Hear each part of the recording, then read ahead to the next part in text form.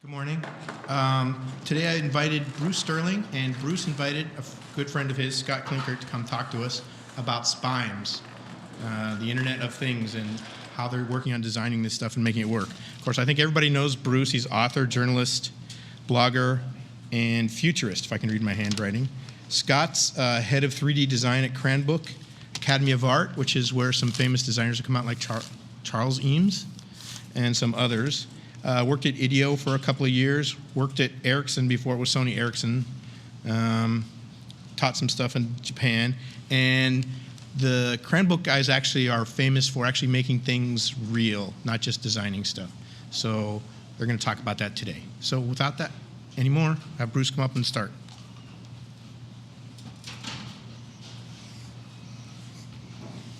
Right. So thanks for showing up today.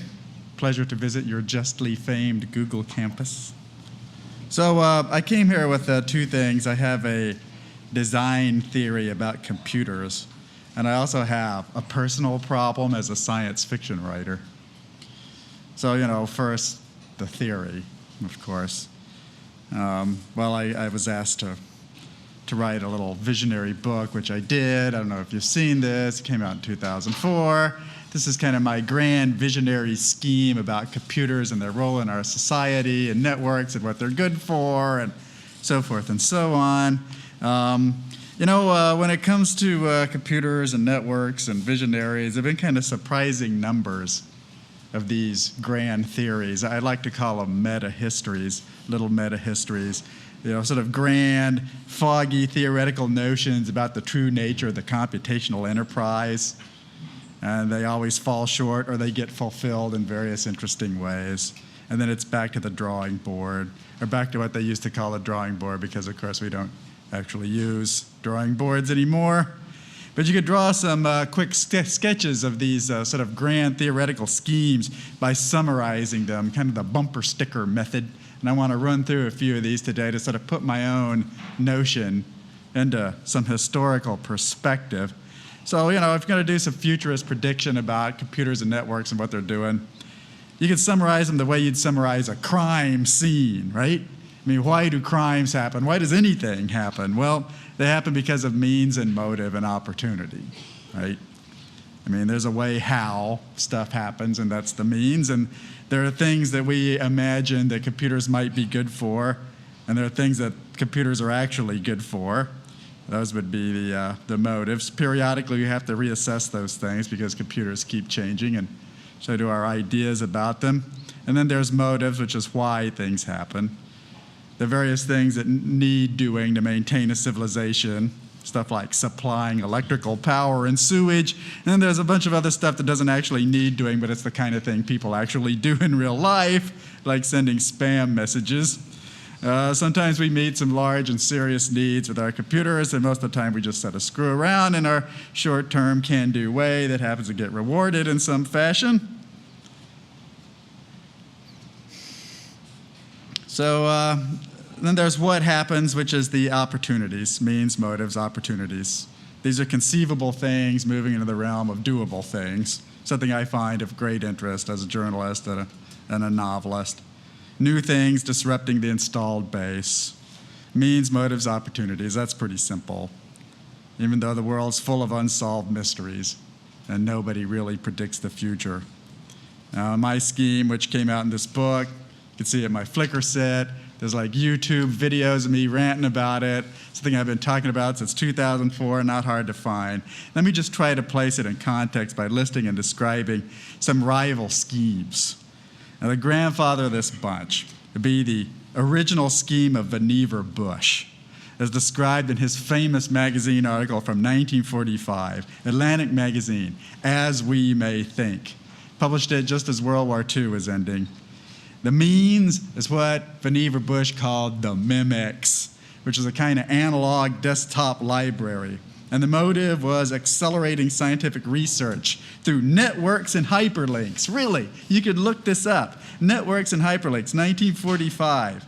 And the opportunity, or the upshot of Bush's predictions, was Bush's establishment of the National Science Foundation, what Bush called Science, the Endless Frontier. The NSF net, That wasn't too many years away from his original concept of the MEMX. Visionary theories about computers go, we can call that one a major success. One of the most brilliant acts of technical forecasting ever. Okay, then there was J.C.R. Licklider's thesis of 1960, one of the founders of the net. The means human-computer symbiosis. Yes, enhanced human bodies, enhanced artificial intelligences, meshing together into a cyborg supermind. Yes, the motive, creating an internet, the intergalactic internet, he called it, to link machines together so that they could be linked directly to the human mind. And the opportunity was creating cyborg scholars for the Pentagon.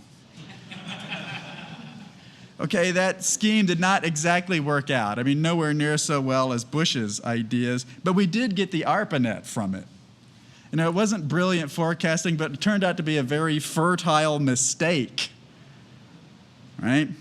So often these schemes aren't written out in so many words. They're kind of techno-folklore, really. For instance, if you read popular period books from the 1950s and 1960s that talk about thinking machines, very commonly, they predict a fully planned economy, basically a kind of cyber socialism. Why? So that mankind can explore the moon and the planets. Like, well, wait a minute, what do thinking machines actually have to do with space flight or going into space? Well, very little really, except that a lot of the guys who were working in California on early computers were also aeronautics guys. I mean, there's just a lot of bleed over between the engineering cadres.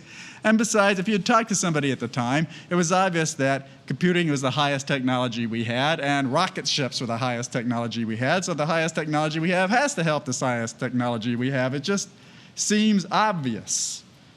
Well, it was a period notion.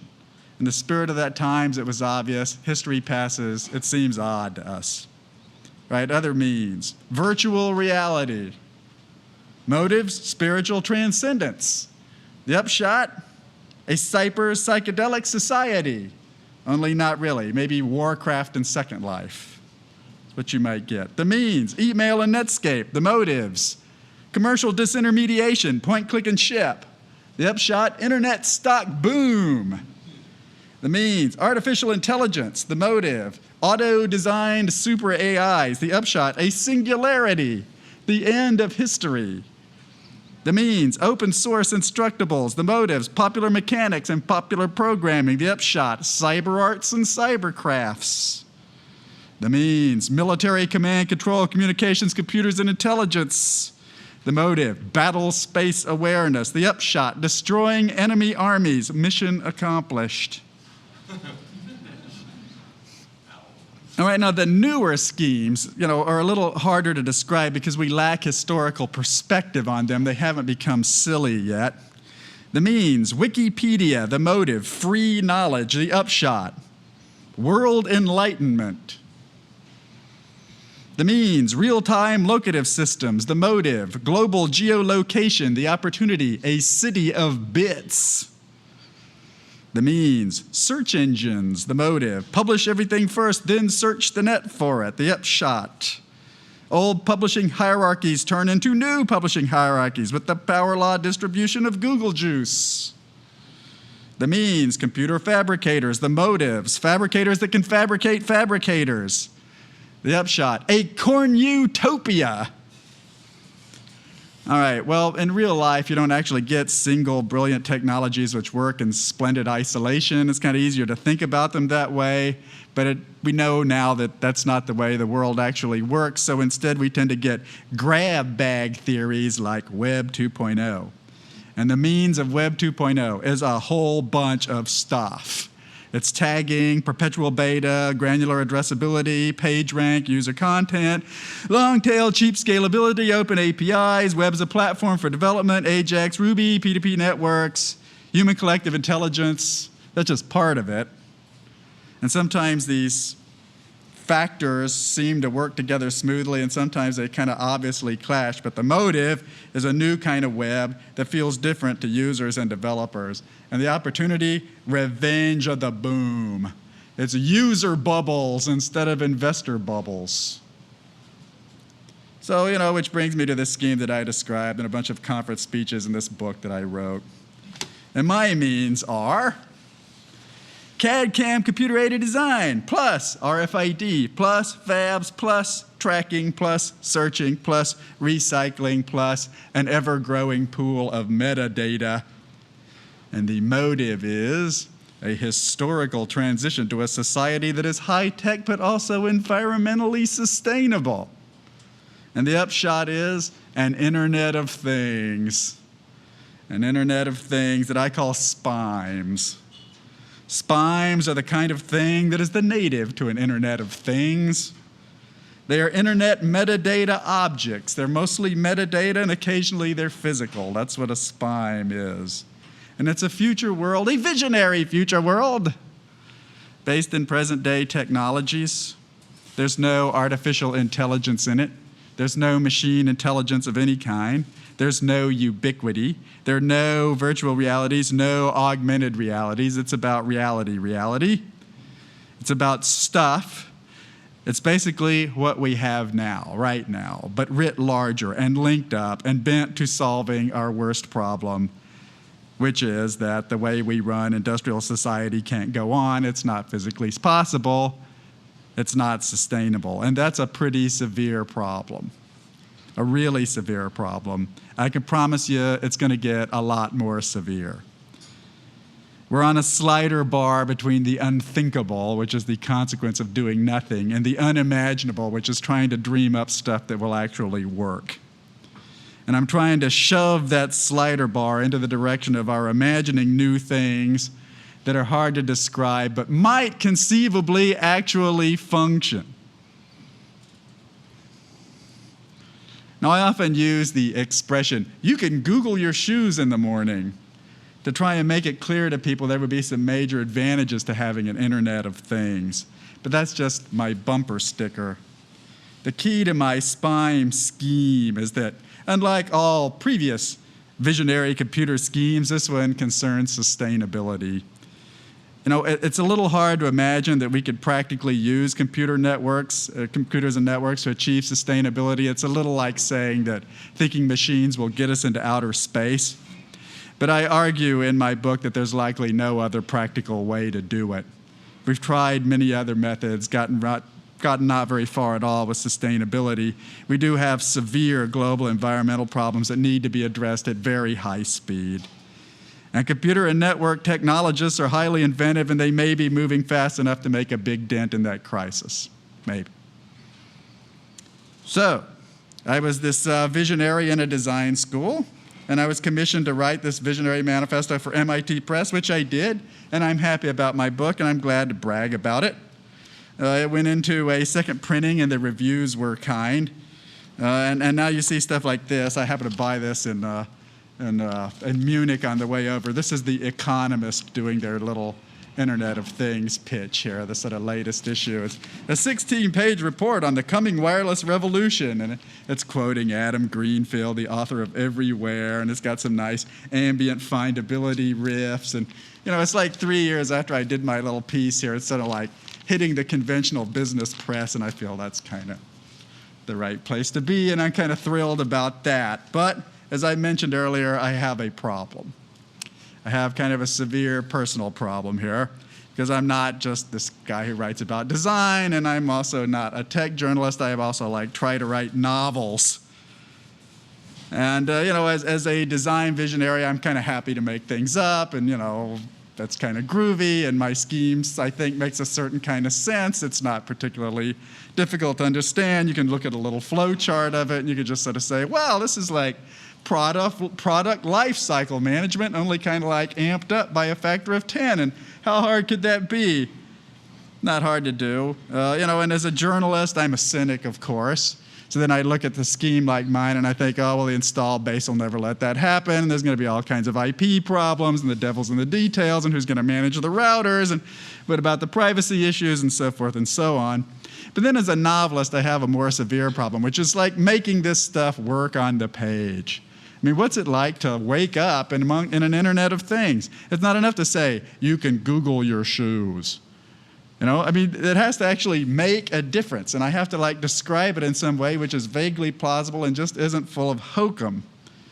Now, I'm a journalist, and I'm a design critic, and I'm a novelist, but man, I'm not a designer, and I'm not even a technologist. In fact, I have very few skills there.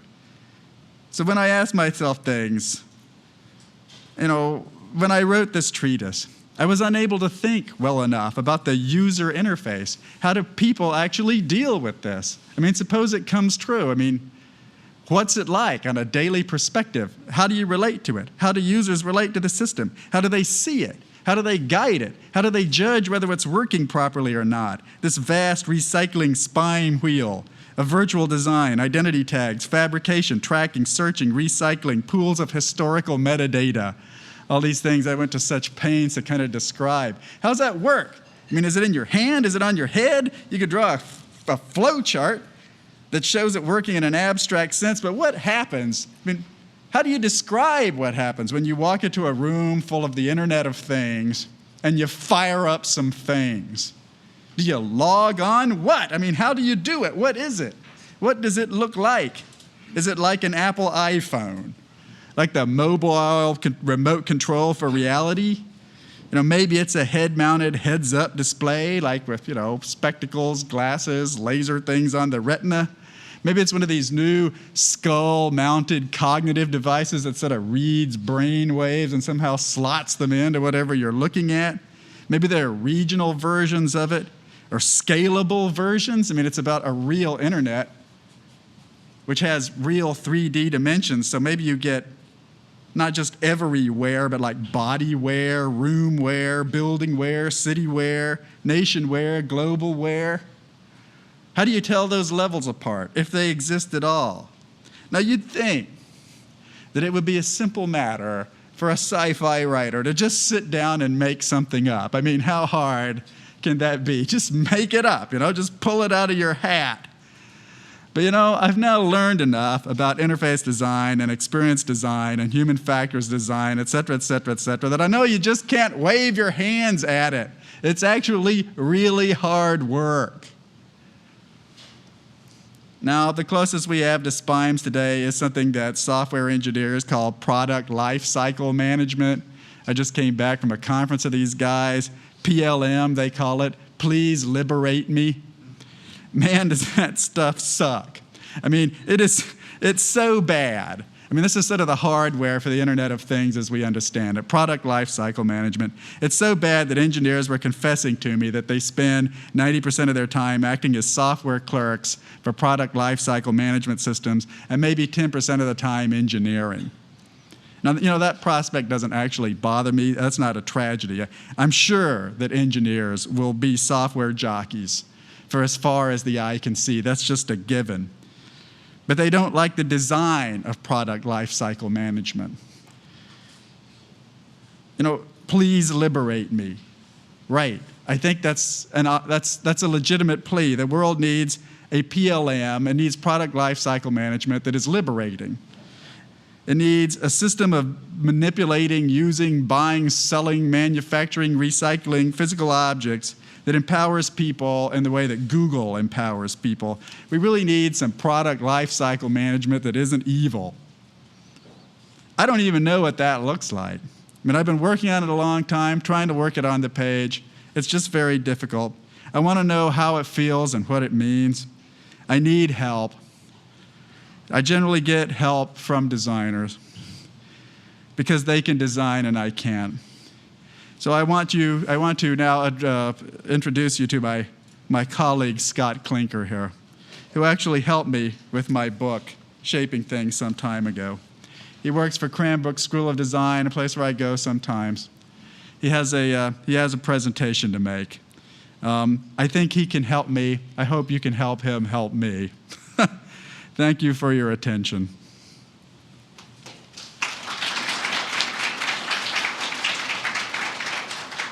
And thanks for the T-shirt, too. Hey, been there, done that. Got the T-shirt.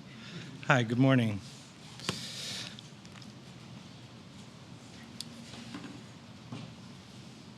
So when I learned about Bruce's ideas, I was very, very excited. And I run a graduate design program. I have about 16 graduate students. We're in Bloomfield Hills, Michigan, north of Detroit.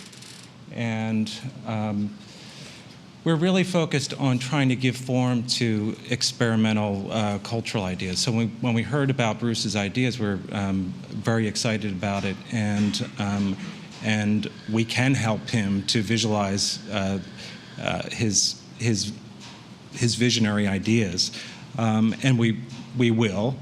But we were also thinking that it would be much more interesting if we could get Google involved in it, because it seems like it would be very much a win-win situation for everyone, because thematically it really fits with Google. And we could, as we put together a project would be much more informed by Google knowledge and creativity in the process too. So we would like to talk about some kind of collaboration between Bruce and the school and Google. But I wanted to show a little bit about what we do at Cranbrook. This is just a shot of the campus. It's actually more beautiful than the Google campus, I'd have to say. But you have a great campus here.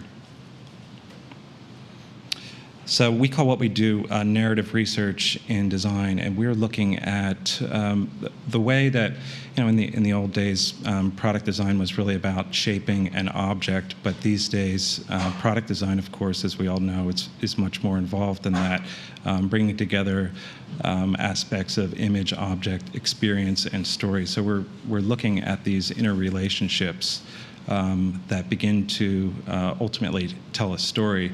And we're looking at other aspects of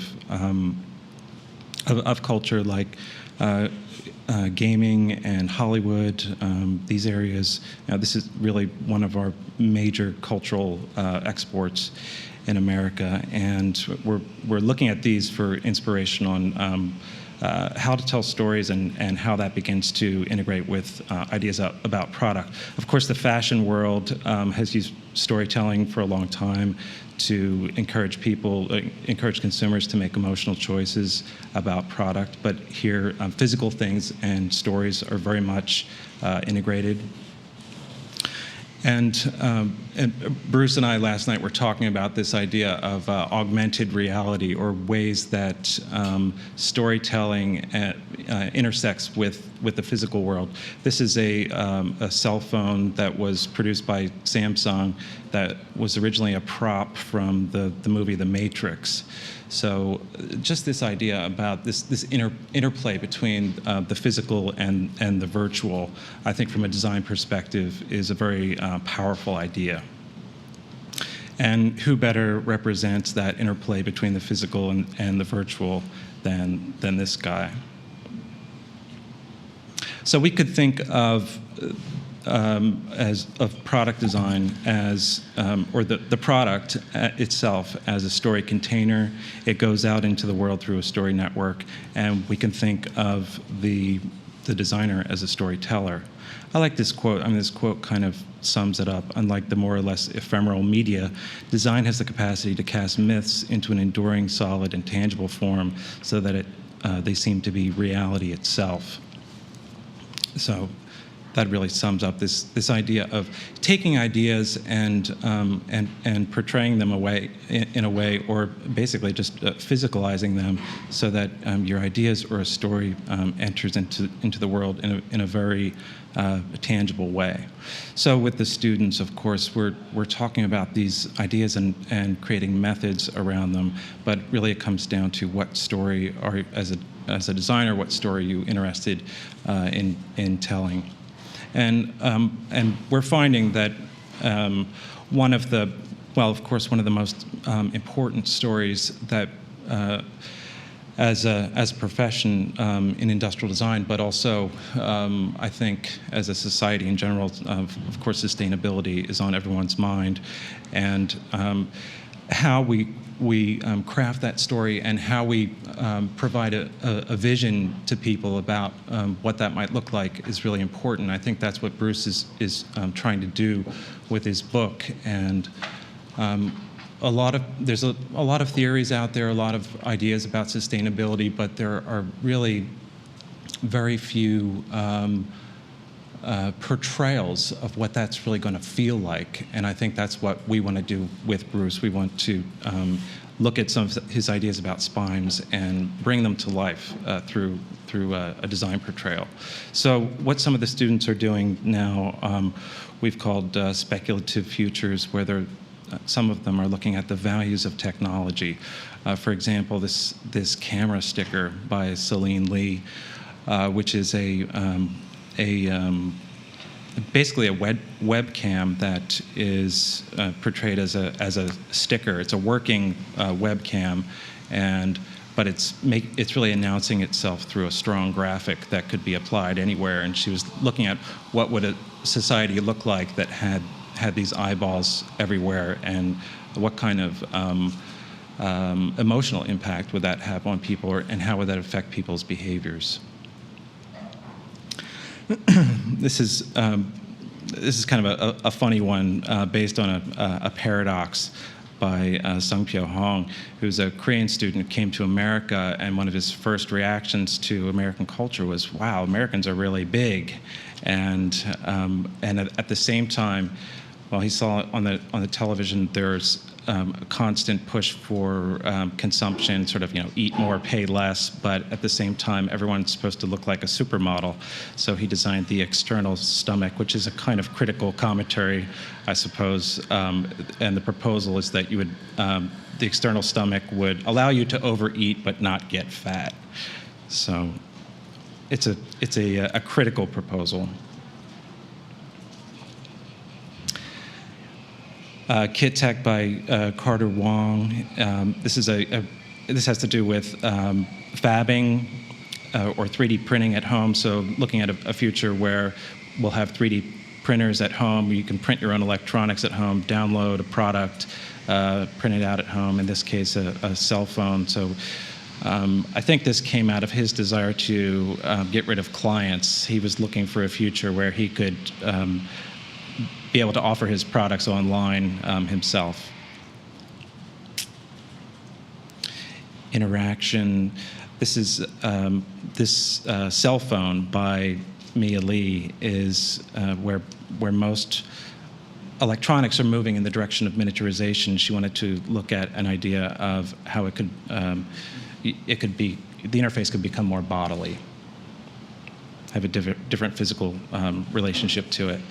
Reality Games by Shanshan Lee is a geolocative, you could call it a video game. She wanted to get kids out from in front of the tube and get them out exploring the world. So she created, you could call this another augmented reality, where the idea is that you could, she created a narrative, a story that is basically a scavenger hunt that's based on location-specific information delivered to your cell phone. So based on a GPS location, in this case, on the Cranbrook campus, you would go to a certain point on the Cranbrook campus and you would be given a clue to a narrative that would send you to the next place on campus. And so a story unfolds, and as you're also exploring the physical space. So the same kind of idea could be used to explore New York or Tokyo, for example. Scenario building is a strong tool that we use, and something that we'll be using in working with Bruce.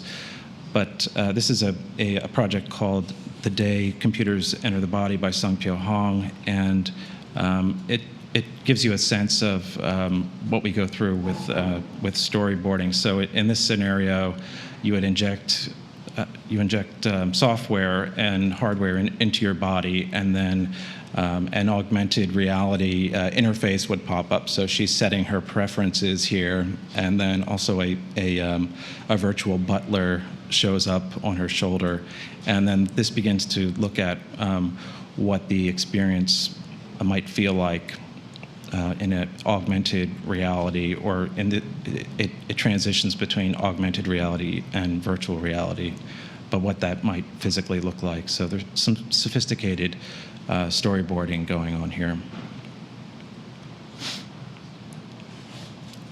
And then, as a result of that, of creating that narrative, the student also goes back and creates props, or basically product proposals. These are antennas that the characters in his narrative would use that would transmit the computers for their computers inside their bodies. And this is a 3D print of the butler, and creating the hardware that would inject the software into the body.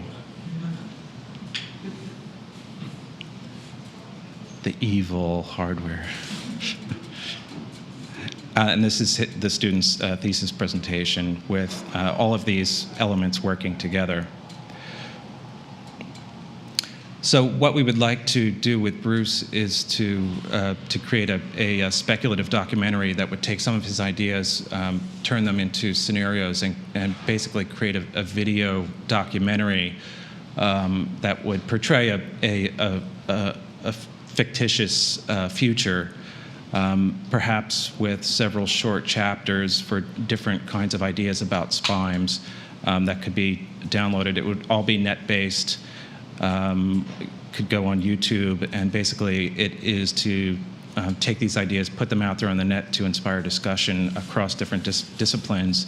And of course, since the ideas are very systemic, they cross over lots of different disciplines like product design, software, manufacturing, sustainability, social issues. And a good model for this would be Apple's Knowledge Navigator that was done, I think, back in the late 80s or 90s. But that's a good example of how they took a lot of ideas and put it into a scenario or a story that made it that integrated a lot of ideas into something that was that you could actually feel as a story rather than sort of intellectualizing it. Of course, we'd make it much more cool than the Knowledge Navigator.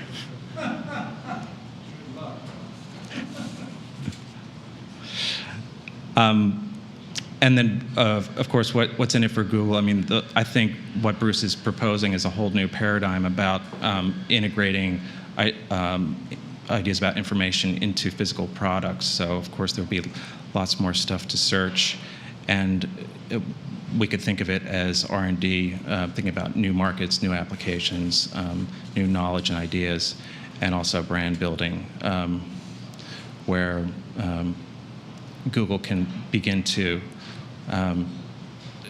explore new ideas about their sustainable point of view. Some potential resources for this is right now, I mean, I really don't have a format for it, but we're thinking, well, we'd like to talk to people at Google about what kind of interest or what kind of ambition they would have in trying to support it with money and knowledge.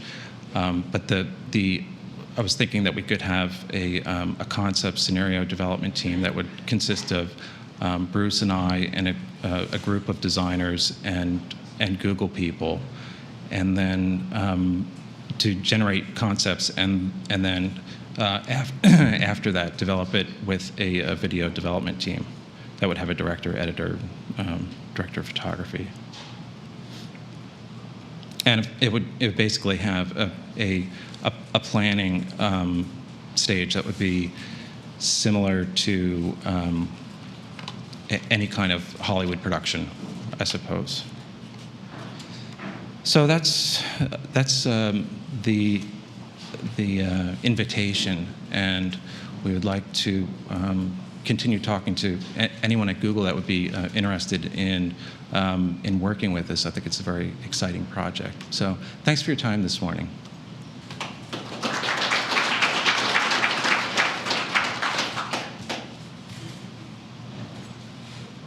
So so people can ask questions, but it's going to be up on Google Video, so it's all public, so nothing proprietary. Okay. Like you're in a deep need to ask proprietary questions of science fiction novelists. Nevertheless, this to me is like a really exciting notion. It's just, it's odd. I mean, because you're in science fiction and you do a lot of this stuff, and quite frequently you can like write a book instead of see it become a film, or it sort of moves into a graphic novel, something along that line. We're all on the same page now. It's like we're all on the internet. It's not about sort of the ink-stained rich sitting there typing and sending it off to the publisher. We're just, I don't know. To me, it seems like a new potential era for a weird kind of cross-boundary creativity. You can sort of see it happening every day. It would break a lot of my log jams, I think. It's just sexy. Anyway, so do we have some questions? Has anybody here actually read my book, the Little Shaping Things book? Yeah? Well, one noble soul there. It says a lot of nice things about designers. Not enough about interface issues. You ever seen a book called Everywhere by Adam Greenfield? Heard of that? Or a book called Ambient Findability by Peter Morville? These are the books that people buy on Amazon when they buy my books. I didn't know these guys before I published my book, but now there's like a little groundswell of kind of UbiComp theorist guys. We all come to know each other because we found each other on the web, so now we all go to the same events and look at each other's Flickr sets. I mean, one of us is an information architect, one of us is a website designer, one of us is, science fiction novelist. It's getting harder to tell the difference, ladies and gentlemen. Really, seriously harder. A question out there. Yes? I'm curious as to how some of these ideas about the Internet of Things tie into sustainability. I guess the connection there is not obvious to me. Right. Well, I think there's sort of three methods of Oh, right, yes. The question is, what the heck does the Internet of Things have to do with sustainability? I think there are three basic methods that have been proposed to do, a sustainable society where, objects don't pile up, don't pollute the environment. Okay, well, first of all, there's the sort of classic 19th century arts and crafts vision where you sort of make everything permanent. I mean, no planned obsolescence, no junk heaps, everything's very parsimonious, kind of a small is beautiful, fully recyclable, very agrarian society where most objects are either permanent or handmade. Okay, that's never worked. That's never gonna work for a whole bunch of different reasons, many of which is that society's not actually sustainable. It's too poor and too weak, and it knows too little about itself to survive. It's just too ignorant to pull through. An earthquake, an epidemic can wipe out a society like that. Okay, now the second scheme is to make everything biomimetic so that it actually rots when you're done with it. And, as a design theorist, I'm really interested in this. I mean, sure, you just get rid of all the chlorine and the kind of toxic chemicals, and, you make everything out of hemp and bamboo and coral and wood, and maybe you do a little genetic engineering, and kind of like cellulosic ethanol, run everything on bacteria and sugar cane. All right, that's a sexy idea, but I think it's about a century away. We can do certain things that are biomimetic. I've got a pair of like Nike biomimetic shoes. I don't know if you've ever seen these. It's sort of Nike considered shoes. They're little running boots, but they're all organic. Okay, they rot. That's the problem. You put them on, they start rotting immediately. It's like, bread without preservatives gets moldy faster. So, I have these shoes. I can't really wear them because they're doing what they're supposed to do. They're compost on my feet, and they smell kind of odd. So I don't have a problem with that scheme. I just don't think it's entirely practical. There's just too many things that we can't make out of organic materials, right? So then we have this other scheme, which is sort of unique to the 21st century and plays to a lot of our strengths. It plays to stuff we're doing already, which is just to catalog the whole shebang. I mean, just search the living daylights out of it. You don't lose pollutants. You just watch them. You know, you put identity on them, you tag them, you follow them. Actually, you tag them before they exist. You don't manufacture anything that doesn't have an expressed consumer demand first. So that gets rid of a whole bunch of stored stuff right there. Then you like give every object a unique identity, you know, maybe an IPv6 or something, so that everything we make like exists. I mean, we can comment on it, we can annotate it, we can discuss it, we can say it's good or it's bad. Right? Then you track it so you know where it is on the planet's surface. You search it so you sort of know what the old model looked like, know what the new model looked like. You can design it a lot faster that way. You can obsolesce items more quickly. You can get rid of stuff. You're just more knowledgeable about it.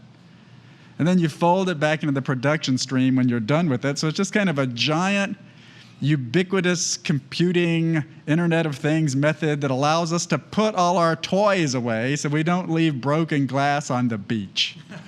Right? I mean, that's why it's potentially a sustainable system. Now, it doesn't necessarily have to be a sustainable system. And, you know, a major part of, in fact, it could be a devilish system that just sort of like multiplies our problems. You know, I mean, if you have a ubiquity, if you have an Internet of Things system which is not sustainable, you can create tremendous environmental havoc in very short order, which is why it needs a sort of lot of cultural engineering, right? And, you know, and my suspicion is that if this happens at all, it's going to take about 30 years.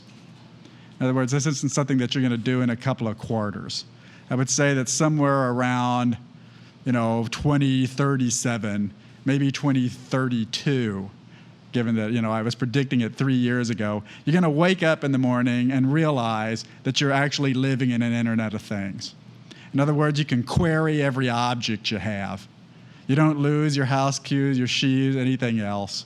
I mean, practically every item that surrounds you has a Wikipedia entry. It's in Amazon.org. You go in and look at a loaf of bread in the morning if you want to query it. It's like people who eat this kind of raisin toast like to try other kinds of raisin toast. Have you ever tried your raisin toast with the orange juice? In other words, you know, the things that we have now, which are very clunky, kind of barely there, actually spread into physicality, right? So I've been like writing a science fiction novel on this subject for, gosh, must be 5 years now. And I've got chapters where people are trying different things. You know, it's an okay novel, but it's not good enough. It's not really good enough to actually change people's minds. It's still too comic booky, you know? It's not really getting a grip. You know, I need like professional assistance here. I need some actual genius, right? And not like novelistic genius, because hell, every novelist thinks he's a genius.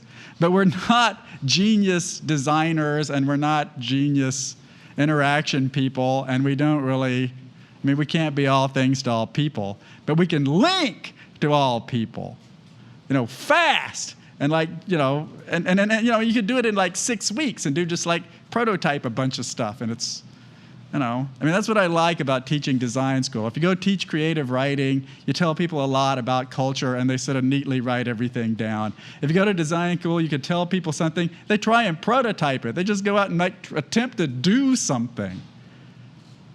It's a gorgeous thing to see. It's very addictive. Another question there? No, just a comment. Right. If you're trying to get people to explain designs, maybe you could post some kind of situation, a short story, for example, and then say, what kind of design would have worked better in this situation? Open it up for comments and get ideas that way. Well, you know, I do that actually. I've got like I've got a mailing list, and like ViridianDesign.org. You can see me like struggling with these issues since 1988, and I've got like a blog, and yeah, I write a lot of stories. I got a story out in the magazine of fantasy and science fiction a couple of months ago. It's called Kiosk. It's about a guy in Eastern Europe who gets an outlaw fabricator, and you know, and he turns it into street technology. This is as close as I've come. You know, I mean, that story really is pretty well doing the kind of thing I would like, you know, my fiction to do. But I don't know. I mean, it's just, it's a big world-building project. And, you know, sure, I could start my own wiki and try and, you know, get people to do it, or I can actually sort of put some skin in the game and maybe they'll work really hard. You never know. It's worth an effort. Yes? Oh, by the way, if any of you would like to send me some email and suggest some brilliant, design interventions you have in mind, I'd be thrilled. By all means, bruces@well.com. I'm not hard to find. Google me, yeah. I'd be thrilled to hear from you. I need all the help I can get. Frequently this happens. It's what I call predicting the present. You can be a science fiction writer and you can talk about something you imagine and some guy says, I think we already have that, except that we call it something else. That's great. It means somebody's done all my work for me. Just terrific. You had your hand up there, so yes? Maybe this is just a failure of imagination on my part, but I see this as your idea is two fairly different things. You have put RFID tags on everything so you can locate it and find it, which you can pretty much do right now, and it's kind of cool except for some privacy implications. And then you have the tie-in product life management, lifecycle management, and before creation, and be able to create things from prototypes, which that technology is way far out and not as compelling. You don't see these as two things. You see them as one inextricably linked concept. Yeah, I think they're all linked to the theme of sustainability, because if you have all these things, if you have a piece missing, you've got a problem. The fab thing, I admit, is kind of the weak link. It's just sci-fi writers who can't love fabs. Just the idea of you've got the model there, you press the F1 function key, thing pops out whole and steaming right out of the chute. It's a very sexy notion. It has some really nifty, sci-fi-ish kind of attitudes, everything box kind of thing. The scheme would work without fabs if you just made them in relatively normal, sustainable factories. It would work just as well. They're rap guys who believe in fabs that fab fabs. They're like nano fabbing guys who want to done it all with tiny invisible machines. I'm extremely familiar with these far out notions. The other 6 legs there of my sort of scheme, I think, are all necessary to actually reach a sustainable situation. And without it, you really have a sort of open-ended machine that just spews garbage faster. I could be proved wrong. In fact, I would say that historically speaking, it's very likely that such would be the case. I would also predict that if there were an Internet of Things, nobody would call it Internet of Things. It would be like calling something a horseless carriage. It would just be, I don't know what they'd call it, reality 2.0. It would be, the way we live now.